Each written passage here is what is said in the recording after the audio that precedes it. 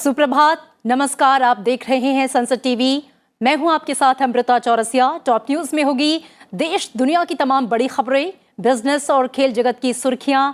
आइए शुरुआत करते हैं टॉप न्यूज हेडलाइंस के साथ। राष्ट्रीय जांच एजेंसी का देश भर में तलाशी अभियान। पीएफआई सहित कई देश विरोधी समूहों और आतंकवादियों का समर्थन करने वालों के ठिकानों की तलाशी। 100 से ज्यादा गिरफ्तार। विदेश मंत्री एस जयशंकर ने कहा, भारत का यूएनएससी का स्थायी सदस्य होना वैश्विक संस्था के लिए आवश्यक। अमेरिका ने भारत को यूएनएससी का स्थायी सदस्य बनाए जाने का किया समर्थन। अमेरिकी फेडरल रिजर्व ने तीसरी बार बढ़ाई ब्याज दर। लगातार बढ़ रही महंगाई पर नियंत्रण के लिए उठाया कदम। भारत सहित पूरी दुनिया पर असर पड़ने की आशंका। सीआरपीएफ के महानिदेशक का दावा, देश के 2 बड़े नक्सल प्रभावित राज्यों झारखंड बिहार में प्रमुख नक्सली ठिकाने पूरी तरह से कब्जे में। नक्सल प्रभावित जिलों की संख्या घटकर अब तक सबसे कम। और यूक्रेन में 3 लाख रिजर्व सैनिकों को तैनात करने की पुतिन की घोषणा का रूस में विरोध। जो बाइडेन ने कहा, पुतिन का तरीका संयुक्त राष्ट्र चार्टर का उल्लंघन। पुतिन का पश्चिम देशों पर उकसावे का आरोप।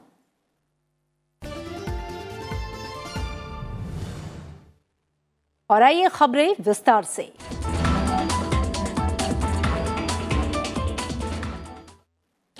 विदेश मंत्री डॉक्टर एस जयशंकर ने कहा है कि भारत को संयुक्त राष्ट्र सुरक्षा परिषद की स्थायी सदस्यता नहीं मिल पाना न केवल हमारे लिए बल्कि संयुक्त राष्ट्र के लिए भी अच्छा नहीं है। उन्होंने कहा कि इस वैश्विक निकाय में सुधार की जरूरत है।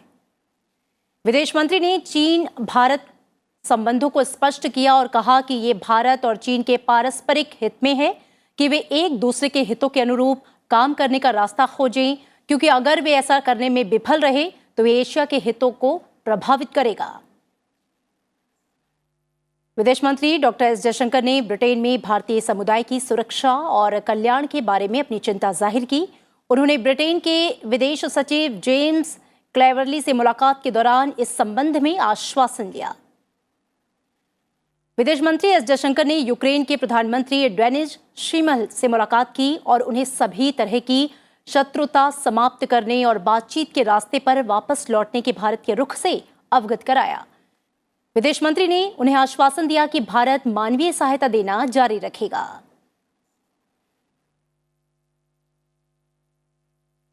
विदेश मंत्री एस जयशंकर का संयुक्त राष्ट्र महासभा के उच्च स्तरीय सत्र के इतर दुनिया भर के शीर्ष नेताओं के साथ बैठकों का दौर जारी है।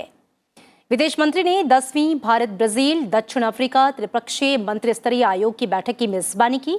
इस दौरान IBSA प्रक्रिया की समीक्षा और इसकी गतिविधियों को मान्यता दी गई। बोलिविया के विदेश मंत्री रोजलियो माइटा नार्वे की अपनी समकक्ष एनिकेन कुतीफेल्टेट और एस्टोनिया के विदेश मंत्री से भी उन्होंने मुलाकात की। इस दौरान द्विपक्षीय संबंधों को मजबूत करने और वैश्विक मुद्दों पर चर्चा की गई। संयुक्त राष्ट्र महासभा के उच्च स्तरीय सत्र का दुरुपयोग करने पर संयुक्त सचिव श्रीनिवास गोटरू ने पाकिस्तान को आड़े हाथ लिया। उन्होंने कहा कि जिस देश ने अपने अल्पसंख्यकों को खत्म कर दिया, कम से कम वो उनके अधिकार की बात ना करे।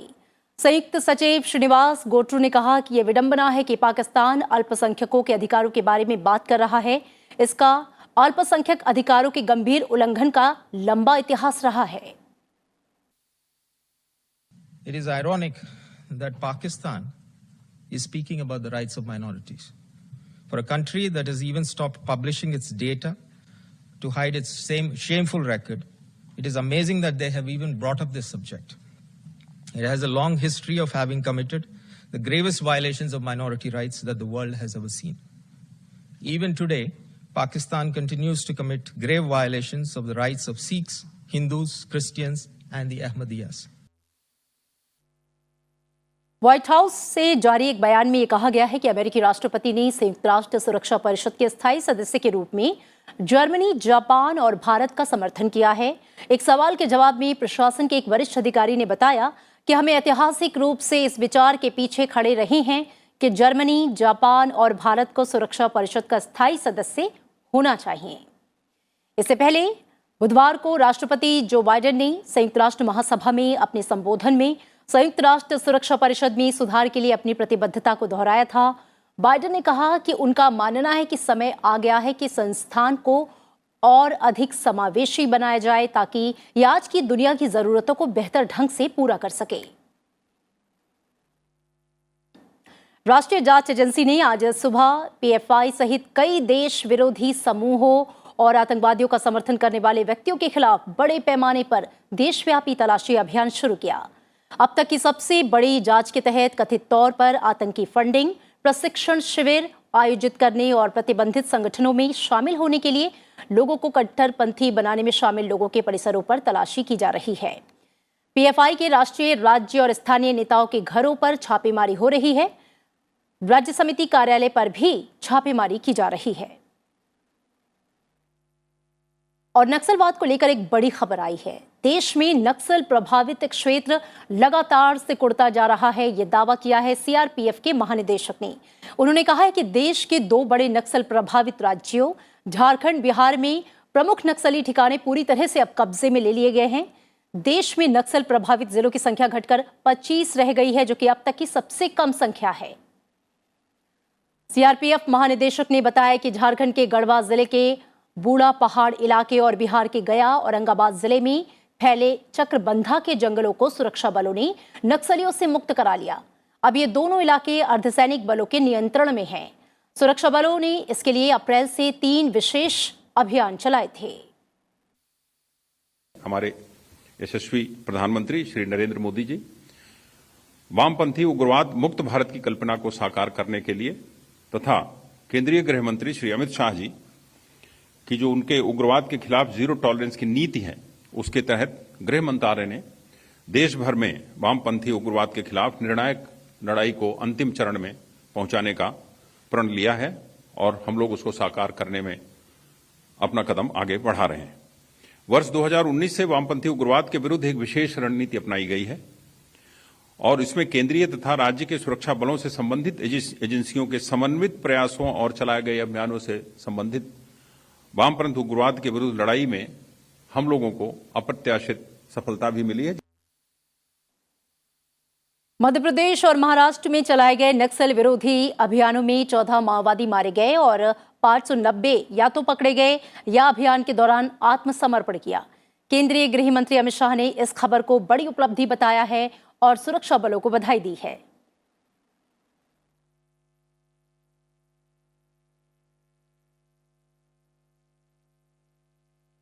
और इधर उत्तर प्रदेश विधानसभा के मॉनसून सत्र में आज का दिन दोनों सदनों की महिला सदस्यों के लिए आरक्षित रखा गया है।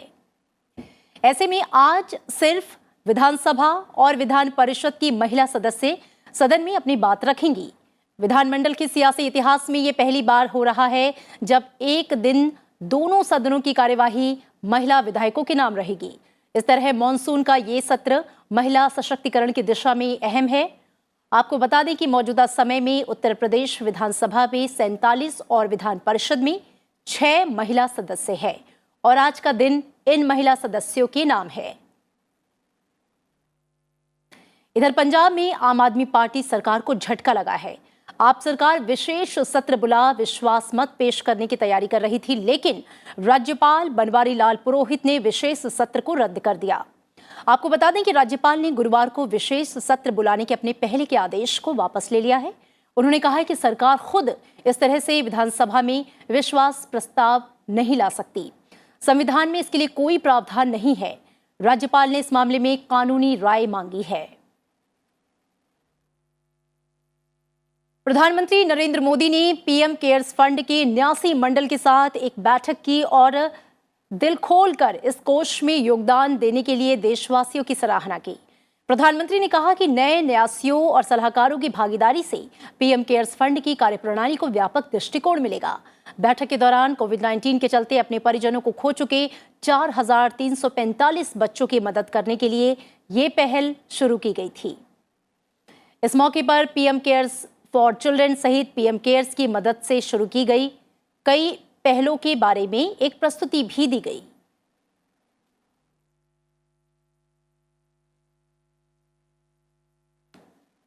इधर कांग्रेस अध्यक्ष पद के चुनाव के लिए आज अधिसूचना जारी की जाएगी और इसके साथ ही देश के सबसे पुराने राजनीतिक दल के सर्वोच्च पद पर आसीन होने वाले व्यक्ति को चुनने की जो प्रक्रिया है उसकी शुरुआत औपचारिक तौर पर होगी। पार्टी के वरिष्ठ नेता मधुसूदन मिस्त्री की अध्यक्षता वाली केंद्रीय चुनाव समिति की ओर से यह अधिसूचना जारी की जाएगी। कांग्रेस अध्यक्ष पद के चुनाव के लिए घोषित कार्यक्रम के अनुसार अधिसूचना 22 सितंबर को जारी की जाएगी और नामांकन दाखिल करने की प्रक्रिया 24 से 30 सितंबर तक चलेगी। नामांकन वापस लेने की अंतिम तिथि 8 अक्टूबर को है। एक से अधिक उम्मीदवार होने पर 17 अक्टूबर को मतदान होगा और नतीजे 19 अक्टूबर को घोषित किए जाएंगे। राहुल गांधी की पार्टी की कमान नहीं संभालने के संकेत देने के बाद अब कांग्रेस अध्यक्ष पद के लिए चुनावी मुकाबला कड़ा हो गया है। पार्टी के वरिष्ठ नेता शशि थरूर ने पहले ही चुनाव लड़ने का संकेत दे दिया है, तो राजस्थान के मुख्यमंत्री अशोक गहलोत के भी चुनाव लड़ने की संभावना है।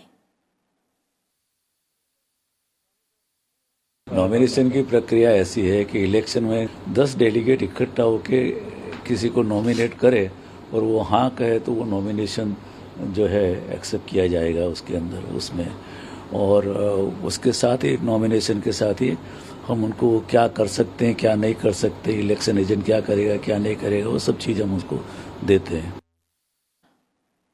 और इस बीच कांग्रेस अध्यक्ष पद का चुनाव लड़ने का स्पष्ट संकेत देने के बाद राजस्थान के मुख्यमंत्री अशोक गहलोत ने सोनिया गांधी से मुलाकात की। पिछले 40 साल 50 साल में पदों पे ही हूँ, मेरे लिए कोई पद इम्पोर्टेंट नहीं, मेरे लिए है किस प्रकार से मैं जो भी जिम्मेवारी मिलेगी मुझे या जो जिम्मेवारी मुझे रहनी चाहिए वो मैं निभाऊंगा। और फिलहाल वक्त हो गया एक छोटे से ब्रेक का। ब्रेक के बाद जब हम लौटेंगे तो आपको बताएंगे अंतर्राष्ट्रीय सुर्खियां, खेल जगत के समाचार भी। बने रहिए हमारे साथ।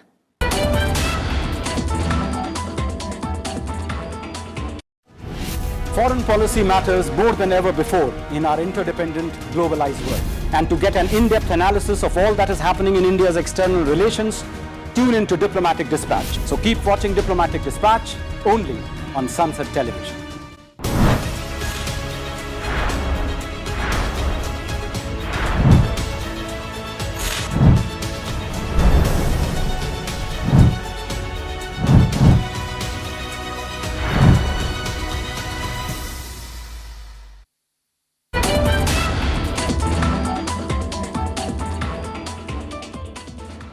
ब्रेक के बाद आपका स्वागत है और अब नजर टॉप 10 पर। उपराष्ट्रपति आज असम में श्रीमंत शंकरदेव अंतर्राष्ट्रीय सभागार में लोकमंथन 2022 के उद्घाटन सत्र में मुख्य अतिथि के तौर पर शिरकत करेंगे। वित्त मंत्री निर्मला सीतारमण 22-24 सितंबर तक बारामती लोकसभा क्षेत्र के अपने दौरे के दौरान 21 कार्यक्रमों में हिस्सा लेंगी। त्रिपुरा से राज्यसभा की एक सीट के लिए उपचुनाव जारी है। त्रिपुरा से राज्यसभा सदस्य डॉक्टर माणिक साहा के जुलाई में त्यागपत्र देने से ये सीट खाली हुई थी। शाम 4 बजे से मतदान होगा और शाम 5 बजे मतगणना होगी। 2008 बटला हाउस मुठभेड़ मामले में दोषियों की अपील पर उच्च न्यायालय में आज सुनवाई होगी। दोषी आरिस खान ने फांसी की सजा के फैसले के खिलाफ, जबकि शहजाद अहमद ने उम्र कैद के खिलाफ अपील की है। हिमाचल प्रदेश और गुजरात में विधानसभा चुनाव की तैयारियों की समीक्षा करने के लिए चुनाव आयोग का दल आज दोनों राज्यों का दौरा करेगा। दक्षिण भारत में पार्टी के जनाधार को बढ़ाने और पार्टी संगठन को मजबूत करने के मिशन में जुटे भाजपा राष्ट्रीय अध्यक्ष जेपी नड्डा आज से 2 दिवसीय दौरे पर तमिलनाडु जाएंगे। यात्रा के दौरान नड्डा पार्टी नेताओं के साथ बैठक करेंगे। असम और मिजोरम दोनों राज्यों के बीच दशकों पुरानी सीमा विवादों पर चर्चा और इसके समाधान के लिए एक क्षेत्रीय समिति बनेगी। असम के मुख्यमंत्री हेमंत बिस्वा शर्मा और मिजोरम के मुख्यमंत्री जोरमथांगा ने दोनों पड़ोसी राज्यों के बीच जटिल सीमा विवाद को हल करने से संबंधित मुद्दों पर चर्चा की। में लाइव स्ट्रीमिंग का निर्णय लिया गया। गुजरात में निर्दलीय विधायक जिनेश मेवाड़ी और कांग्रेस के 14 विधायकों को विधानसभा अध्यक्ष ने अवरोध के बीच दिन भर के लिए निलंबित कर दिया। आंध्र प्रदेश विधानसभा के 9वें सत्र के आखिरी दिन जमकर अवरोध हुआ। तेलुगु देशम पार्टी ने एनटीआर स्वास्थ्य विज्ञान विश्वविद्यालय का नाम बदलने के कदम का विरोध किया।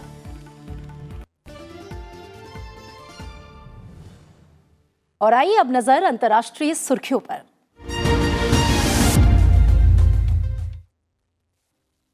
रूस के राष्ट्रपति व्लादिमीर पुतिन की यूक्रेन के 4 इलाकों में 3 लाख रिजर्व सैनिकों को तैनात करने की घोषणा का देश भर में विरोध हो रहा है। मानवाधिकार समूहों ने दावा किया है कि बुधवार को प्रदर्शन कर रहे करीब 100 से ज्यादा लोगों को हिरासत में लिया गया। पोप फ्रांसिस ने पुतिन के परमाणु हथियारों के इस्तेमाल की चेतावनी को पागलपन करार दिया। राष्ट्रपति पुतिन ने बुधवार को टीवी पर राष्ट्र के नाम संबोधन के दौरान घोषणा की कि 3 लाख रिजर्व सैनिकों की आंशिक तैनाती का जल्द मसौदा तैयार किया जाएगा।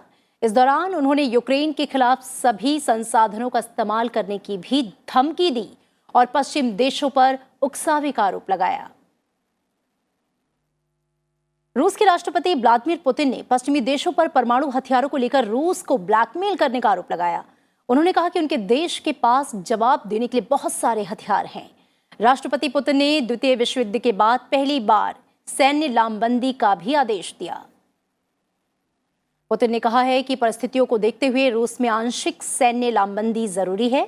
टेलीविजन पर राष्ट्र के नाम विशेष संबोधन में रूस के राष्ट्रपति ने कहा कि अगर किसी ने रूस के क्षेत्रीय अखंडता को चुनौती दी तो लोगों की रक्षा के लिए सभी उपलब्ध साधनों का इस्तेमाल किया जाएगा।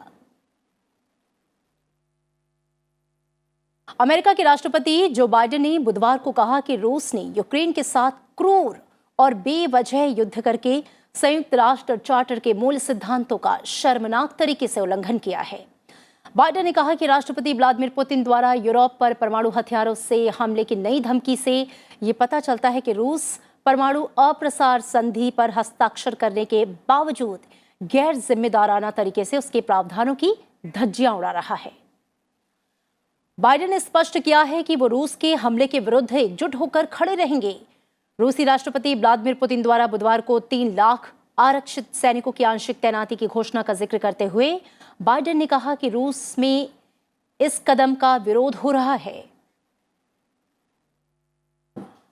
ईरान के राष्ट्रपति इब्राहिम रईसी ने बुधवार को कहा कि उनका देश परमाणु कार्यक्रम पर अंकुश लगाने वाले समझौते को बहाल करने को लेकर गंभीर है, लेकिन इसके साथ ही उन्होंने सवाल किया कि क्या किसी समझौते पर पहुंचने के लिए अमेरिका की प्रतिबद्धता पर भरोसा किया जा सकता है।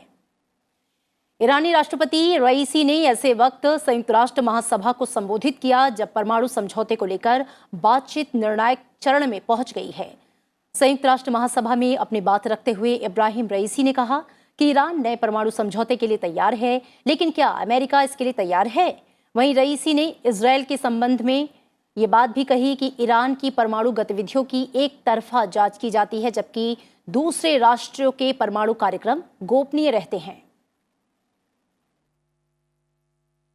ईरान में इन दिनों हिजाब को लेकर लगातार विरोध प्रदर्शन जारी है। एक मीडिया रिपोर्ट के मुताबिक राज्य में महिलाओं ने अपने हिजाब को जला दिया। इन विरोध प्रदर्शनों में कम से कम 7 लोग मारे गए हैं। दरअसल उत्तर पश्चिमी शहर साकेस की 22 वर्षीय कुर्द महिला की 3 दिनों तक कोमा में रहने के बाद शुक्रवार को अस्पताल में मौत हो गई। महसा अमीनी को पिछले हफ्ते ईरान की नैतिकता पुलिस ने तेहरान में हिरासत में लिया और 3 दिन के बाद उसकी मृत्यु हो गई। पुलिस उसके साथ दुर्व्यवहार से इनकार कर रही है, तो वहीं अधिकारियों का कहना है कि मामले की जांच की जा रही है। इस खबर के सामने आने के बाद से ईरान में लगातार विरोध प्रदर्शन शुरू हो गया। दक्षिण अफ्रीका इन दिनों बिजली संकट से जूझ रहा है। राष्ट्रपति सिरिल रामाफोसा ने देश के बिजली संकट पर चर्चा करने के लिए अपने मंत्रिमंडल के साथ आपात बैठक की है। संकटग्रस्त राज्य के स्वामित्व वाली बिजली कंपनी एस्कॉम, जो देश की लगभग 95% बिजली का उत्पादन करती है, बिजली बचाने के प्रयास में अनुसूचित रोलिंग ब्लैकआउट को लागू कर रही है। ये कंपनी अपने पुराने कोयले से चलने वाली बिजली संयंत्रों को पुनर्जीवित करने के लिए संघर्ष कर रही है। और अंतर्राष्ट्रीय खबरों के बाद अब नजर डाल लेते हैं आर्थिक जगत की सुर्खियों पर।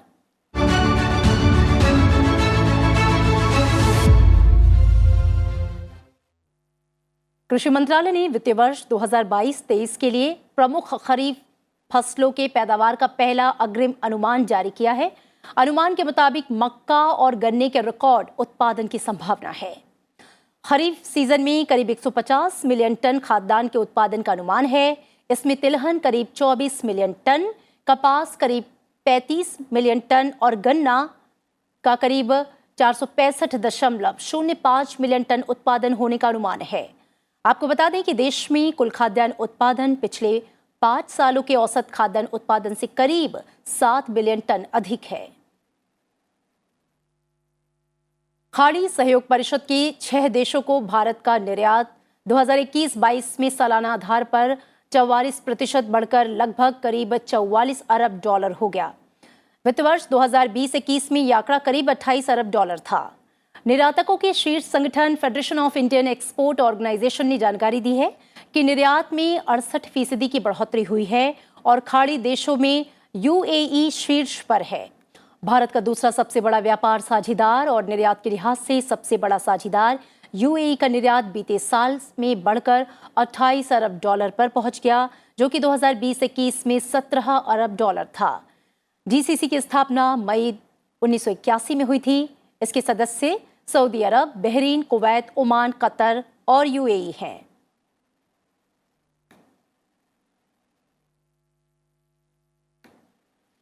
अमेरिकी केंद्रीय बैंक फेडरल रिजर्व ने बेतहाशा महंगाई पर नियंत्रण के लिए ब्याज दरें 0.75% बढ़ाने की घोषणा की है।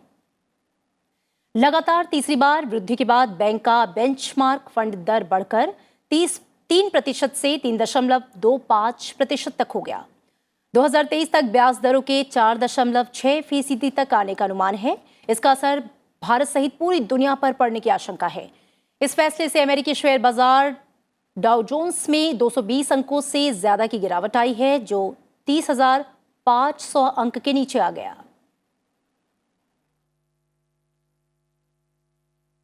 और चीन के बाद भारत दुनिया का दूसरा सबसे बड़ा स्मार्टफोन बाजार है। वहीं अब एप्पल कंपनी को भी भारतीय बाजार में संभावनाएं नजर आ रही हैं, जिसके चलते कंपनी इस साल के अंत तक आईफोन 14 के कुल उत्पादन का 5% भारत में बना सकती है। एप्पल कंपनी 2025 तक हर चौथा आईफोन भारत में बना सकती है। जेपी मॉर्गन के विश्लेषकों ने बुधवार को कहा कि बढ़ते भू राजनीतिक तनाव और लॉकडाउन के बीच दिग्गज टेक कंपनी चीन में अपना उत्पादन बंद करना चाहती है। वो 2025 तक मैक, आईपैड, एप्पल वॉच और एयरपॉड समेत कुल एप्पल उत्पादों का 25% उत्पादन चीन से बाहर करना चाहती है। वर्तमान में कंपनी 5% उत्पादन चीन से बाहर बनाती है।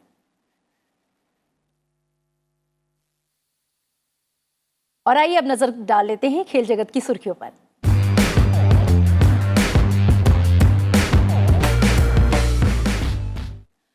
भारतीय महिला क्रिकेट टीम ने 23 साल बाद इंग्लैंड में वनडे सीरीज जीत ली। भारत और इंग्लैंड की महिला टीम के बीच खेली जा रही 3 मैचों की वनडे सीरीज हरमनप्रीत की कप्तानी वाली भारतीय टीम ने बुधवार को इंग्लैंड को 88 रन के बड़े अंतर से मात दी। जीत के लिए 334 रन के लक्ष्य का पीछा करते हुए मेजबान टीम 44.2 ओवर में 245 रन पर ढेर हो गई। इसके साथ ही भारतीय टीम ने 2-0 के अंतर से सीरीज अपने नाम कर ली। और इसी के साथ बुलेटिन में फिलहाल इतना ही। जाते जाते आपको छोड़ जाते हैं आज के दिन के इतिहास के साथ। आप देखते रहिए संसद टीवी। रखिए अपना ख्याल। नमस्कार। 22 सितंबर साल 2011 से विश्व गैंडा दिवस मनाने की शुरुआत हुई। इसका उद्देश्य जंगली जीवों की इस प्रजाति के संरक्षण और इसके प्रवास के महत्व को बताना है। विश्व राइनो दिवस सभी 5 राइनो प्रजातियों को लेकर जागरूकता बढ़ाने और उन्हें बचाने के लिए किए जा रहे कार्यों का दिन है। भारत सरकार ने एक सींग वाले गैंडों को रिकवरी कार्यक्रम के तहत उन 21 प्रजातियों में शामिल किया है जो खतरे में हैं। इसके साथ ही एक सींग वाले भारतीय गैंडों की संख्या बढ़ाने के लिए भी राष्ट्रीय संरक्षण रणनीति की शुरुआत की गई है। 20वीं सदी के आखिर में विलुप्ति के कगार पर पहुंच गए एक सींग और विशाल आकार वाले गैंडों की संख्या बढ़ाने के लिए विश्व गैंडा दिवस विभिन्न देशों द्वारा एक सराहनीय कदम है। 22 सितंबर साल 1791 को माइकल फेराडे का जन्म ब्रिटेन के लंदन में हुआ। फैराडे एक ब्रिटिश रसायनज्ञ और भौतिक विज्ञानी थे। 19वीं सदी के महानतम वैज्ञानिकों में से एक फैराडे ने विद्युत चुंबकत्व और विद्युत रसायन के अध्ययन में महत्वपूर्ण योगदान दिया। फैराडे ने अपने करियर की शुरुआत एक रसायन विज्ञानी के तौर पर शुरू की। साल 1831 में फैराडे ने विद्युत चुंबकीय प्रेरण, विद्युत ट्रांसफार्मर और जनरेटर से संबंधित सिद्धांत की खोज की। विज्ञान के प्रति समर्पण के लिए महारानी विक्टोरिया ने उन्हें नाइटहुड की उपाधि से सम्मानित करने का प्रस्ताव दिया, लेकिन फैराडे ने कृतज्ञतापूर्वक इस उपाधि को लेने से मना कर दिया।